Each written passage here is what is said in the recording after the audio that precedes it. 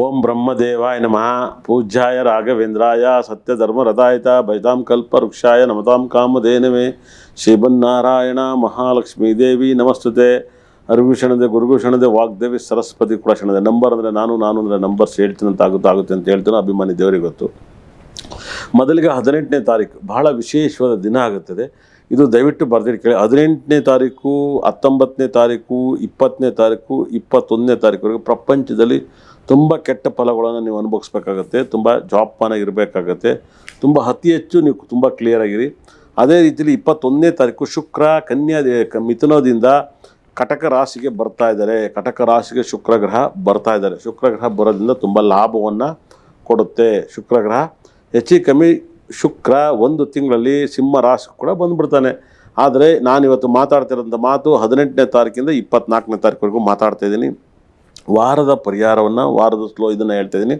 18, 19, 20, 21ನೇ ತಾರೀಕು ಪ್ರಪಂಚದಲ್ಲಿ ಏನು ಬೇಕಾದ್ರೂ ಕೆಟ್ಟದನ್ನು ನಡೀತಾ ಹೋಗುತ್ತೆ. ಅದರಿಂದ ಅತಿ ಹೆಚ್ಚು ಹುಷಾರಾಗಿರ್ಬೇಕಾಗುತ್ತೆ.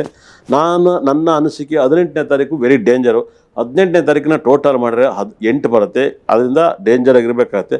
19ನ ಟೋಟಲ್ ಮಾಡಿದಾಗ 27 ಬರುತ್ತೆ. ಡೇಟು, ತಿಂಗಳು, ಮಂತನ್ನು. ಅದು 9 ಬಂದಾಗ ಅವಾಗ ಕೆಟ್ಟದಾಗುತ್ತೆ. 20ನೇ ತಾರೀಕು ಈ ವರ್ಷದ ವೆರಿ ಡೇಂಜರ್ ನಂಬರೇ 20 ನನ್ನ ನಂಬರಲ್ಲೇ ಡೇಂಜರ್ ಇದೆ. 21/8/2025ನ ಟೋಟಲ್ ಮಾಡಿದ್ರೆ 20 ಬರುತ್ತೆ. ಅಲ್ಲಿ ಡೇಂಜರನ್ನು ಕಾದಿದೆ. ತುಂಬ ಕೇರ್ಫುಲ್ಲಾಗಿರಬೇಕಾಗತ್ತೆ. ಈ ಡೇಟ್ ಬಗ್ಗೆ ಮಾಡಿದ್ದೀನಿ. 18ನೇ ತಾರೀಕು ಅತಿ ಹೆಚ್ಚು ಪ್ರಪಂಚದಲ್ಲಿ ತುಂಬ ಸ್ಟ್ರಾಂಗೆಸ್ಟ್ ನಂಬರ್ಸ್ ಅಂತ ಹೇಳುತ್ತೆ.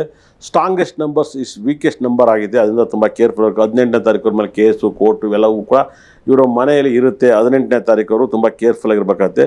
ಹಾಗಾಗಿ ಈ ಒಂದು ತಿಂಗಳಲ್ಲಿ ತುಂಬ ಕೇರ್ಫುಲ್ ಆಗಿರುವಂಥ ನಂಬರ್ಸ್ನ ಪ್ರೆಡಿಕ್ಷನ್ ಮಾಡಿದ್ದೀನಿ. ಕಟಕ ರಾಶಿಯವರಿಗೆ 18ನೇ ತಾರೀಕಿಂದ 24ನೇ ತಾರೀಕುವರೆಗೂ ಏನೆಲ್ಲ ಲೈಫ್ ಇರುತ್ತೆ ಅಂತ ಭಾಳ ನೋಡೋಣ. 100% ಕಟಕ ರಾಶಿಯವರಿಗೆ ಭಾಳ ವಿಶೇಷ ಮಿಶ್ರ ಫಲವನ್ನು ಕಾಣ್ತೀರ. 100% 18ನೇ ತಾರೀಕು ಚಂದ್ರ ವೃಷಭದಲ್ಲಿದ್ದರಿಂದ ಬರೋದ್ರಿಂದ ಏನಾಗುತ್ತೆ, ವೃಷಭದಲ್ಲಿರೋದ್ರಿಂದ ಚಂದ್ರ ನೀವು ಅತಿ ಹೆಚ್ಚು ನೇರಳೆ ಮರವನ್ನು ನೀವು ಮುಟ್ಟಲೇಬೇಕು. ನೇರಳೆ ಮರ ಟಚ್ ಮಾಡಿ ನೀವು ಡೈಲಿ ಪ್ರಾರ್ಥನೆಯನ್ನು ಮಾಡಿ. ಖಂಡಿತ ಎಲ್ಲರೂ ಕೂಡ ನೇರಳೆ ಮರವನ್ನು ನೀವು ಆರಾಧಿಸಬೇಕು. ನಿಮ್ಮ ಲೈಫಲ್ಲಿ ನಿಮ್ಗೆ ತುಂಬ ಒಳ್ಳೆಯದಾಗುತ್ತೆ. ಚಂದ್ರ 12ನೇ ಭಾವದಲ್ಲಿದ್ದರೆ ಮನಸ್ಥಿತಿಗಳು ತುಂಬ ಕೆಡ್ತಾ ಹೋಗುತ್ತೆ. ಅದೇ ಥರ ಹತ್ತಿ ಮರವನ್ನು ನೀವು 100% ಹತ್ತಿ ಮರವನ್ನು ನೀವು ಟಚ್ ಮಾಡಲೇಬೇಕು. ಯಾಕಂದರೆ ಶುಕ್ರ ನಿಮಗೆ 12ನೇ ಮನೆಯಲ್ಲಿದ್ದಾನೆ. ಇದು ತುಂಬ ಅಪಾಯವನ್ನು ತಂದು ಕೊಡ್ತಾನೆ. ಶುಕ್ರ 12ನೇ ಭಾವದಲ್ಲಿ ಇರ್ಬೋದು. 4ನೇ ಮನೆ ಅಧಿಪತಿ 11ನೇ ಮನೆ ಅಧಿಪತಿ 12ನೇ ಮನೆಯಲ್ಲಿದ್ದರೆ ಶುಕ್ರ ನಿಮಗೆ ಒಂದಲ್ಲ ಒಂದು ಸಮಸ್ಯೆಯನ್ನು ಕೊಡ್ತಾನೆ. ಶುಕ್ರ ಸುಖಸ್ಥಾನಾಧಿಪತಿ, ಲಾಭಸ್ಥಾನಾಧಿಪತಿ ವ್ಯಯಸ್ಥಾನದಲ್ಲಿರ್ಬಾರ್ದು. ಭಾಗ್ಯಾಧಿಪತಿ ಗುರುನೂ ಕೂಡ 12ನೇ ಮನೆಯಿದ್ದಾನೆ. ಏನು ಕಷ್ಟ ಬೀಳ್ತಾಯಿದ್ರೆ ಗೊತ್ತಾ, ಎಲ್ಲ ನಿಮ್ಮನಿಗೆ ಹೊಟ್ಟೆ ಕಿಚ್ಚು ಬೀಳ್ತಲೇ ಅವರೇ. ನಿಮಗೆ ಗೊತ್ತಾಗ್ತೈತೆ, ನನ್ನ ಕಂಡ್ರೆ ಎಷ್ಟು ಹೊಟ್ಟೆ ಉರಿತಾವ್ರೆ. ಅಯ್ಯೋ ಇವ್ರು ಬರಬಾರ್ದುವಾಗ ನಮ್ಮನ್ನು ಏನು ಮಾಡ್ತಾರೆ, ನನ್ನ ಪಾಡಿಗೆ ನನ್ನ ಗಂಡ ಹೆಂಡತಿ ಮಕ್ಕಳು ನಾವು ನೆಮ್ಮದಿಗಿರಕ್ಕೆ ಬಿಡಲ್ಲ ಅಂತ ಕಟಕ ರಾಶಿಯವರಿಗೆ ಕಟ ಅಂತ ಅಲ್ಲಿ ಬಸಿತಾ ಇದ್ದೀರಾ. ಕಟಕ ರಾಶಿಯವರಿಗೆ, ಕಟಕ ಲಗ್ಗದವ್ರಿಗೆ ನಿಮಗೆ ಮನೆಯೇ ದೊಡ್ಡ ಶತ್ರು. ಮನೆಯನ್ನು ಜವಾಬ್ದಾರಿಯಾಗಿ ಹ್ಯಾಂಡಲ್ ಮಾಡ್ಕೊಳ್ಳಿ. ನಿಮ್ಮ ಲೈಫಲ್ಲಿ ಶನಿ 9ನೇ ಮನೆಯಲ್ಲಿದ್ದಾನೆ. ಭಾಳ ವಿಶೇಷವಾಗಿ ಗಂಡನಿಂದ ಲಾಭ, ಹೆಂಡತಿಯಿಂದ ಲಾಭ ಇರುತ್ತೆ. ಕಟಕ ರಾಶಿಯವರಿಗೆ ತುಂಬ ರಾಜಯೋಗದ ಫಲವನ್ನು ಕೊಡ್ತಾನೆ. ತುಂಬ ಇಂಪ್ರೂವ್ಮೆಂಟ್ ಆಗ್ತೀರಾ.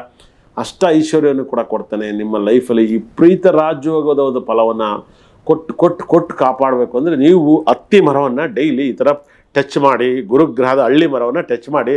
ನೇರಳೆ ಮರ ಟಚ್ ಮಾಡಿ. ಚಂದ್ರ, ಶುಕ್ರ, ಗುರುಗ್ರಹ, ನೇರಳೆ ಮರ, ಚಂದ್ರಗ್ರಹ, ಶುಕ್ರಗ್ರಹ, ಹತ್ತಿ ಮರ, ಗುರುಗ್ರಹ, ಹಳ್ಳಿ ಮರ, ಈ ಮೂರನ್ನು ಟಚ್ ಮಾಡಿ. ತುಂಬ ಒಳ್ಳೆಯದಾಗುತ್ತೆ. ರಾಶಿಗೆ ಅಧಿಪತಿ ಬುಧಗ್ರಹ. ಉತ್ತರಾಣಿ ಕಡ್ಡಿನ ಪೂಜೆ ಮಾಡಿದಷ್ಟು ನಿಮ್ಮ ಲೈಫಲ್ಲಿ ಸಖತ್ ರಾಜಯೋಗವನ್ನು ಕೊಡ್ತಾರೆ. ಆದರೆ ಈ ವಾರದಲ್ಲಿ ನಿಮ್ಮ ಲೈಫಲ್ಲಿ ಶುಕ್ರಗ್ರಹ 21ನೇ ತಾರೀಕು ರಾಶಿಗೆ ಬರ್ತಾನೆ. ಆದರೂ ಕೂಡ ನಿಮ್ಮ ರಾಶಿಗೆ ಬಂದಮೇಲೆ ನಿಮ್ಗೆ ತುಂಬ ಒಳ್ಳೆಯದಾಗುತ್ತೆ. 21ನೇ ತಾರೀಕುವರೆಗೂ ನಿಮಗೆ ತುಂಬ ಒಂದಲ್ಲ ಒಂದು ಸಮಸ್ಯೆಗಳಿರುತ್ತೆ. ಹೊಸ ಕೆಲಸ ಸಿಕ್ಕಿದ್ರು ಕೂಡ ಶತ್ರುಗಳು ಜಾಸ್ತಿ ಇರ್ತಾರೆ. ಕುಜಗ್ರಹ 3ನೇ ಮನೆಯಿದ್ದಾನೆ.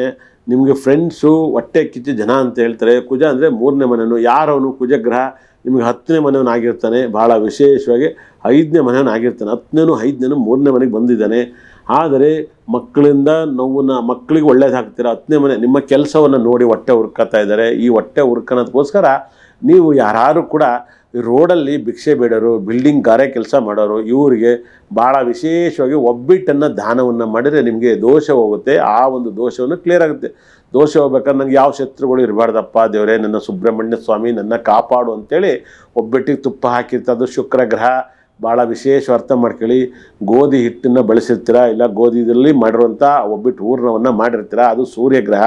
ಆಮೇಲೆ ಒಬ್ಬಿಟ್ಟು ಹೂರ್ಣ ಅದು ಯಾವುದ್ರಲ್ಲಿ ಮಾಡಬೇಕು, ತಗ್ರಿ ಬೇಳೆಯಲ್ಲೇ ಮಾಡಿರಬೇಕು. ತಗ್ರಿ ಬೇಳೆಯಲ್ಲಿ ಮಾಡಿದಂಥ ಒಬ್ಬಟ್ಟನ್ನು ಮಾಡಿ ತುಂಬ ವಿಶೇಷವಾಗಿ ತೆಂಗಿನಕಾಯಿನ ಬಳಸಿ ಚಂದಗ್ರಹ ಇದನ್ನು ಮಾಡಿಸಿ ಬಹಳ ವಿಶೇಷವಾಗಿ ಒಬ್ಬಟ್ಟು ಜೊತೆಗೆ ನೇರಳೆ ಹಣ್ಣು, 1 ಲೋಟ ಮಜ್ಜಿಗೆ, ಈ ಒಂದು ನಂದಿನಿ ಮಜ್ಜಿಗೆ ನೇರಳೆ ಹಣ್ಣು ಒಬ್ಬಟ್ಟನ್ನ ಕೊಟ್ಟು ನೋಡಿ ಕಟಕ ರಾಶಿಯವರಿಗೆ ದೋಷ ನಿವೃತ್ತಿ ಆಗುತ್ತೆ.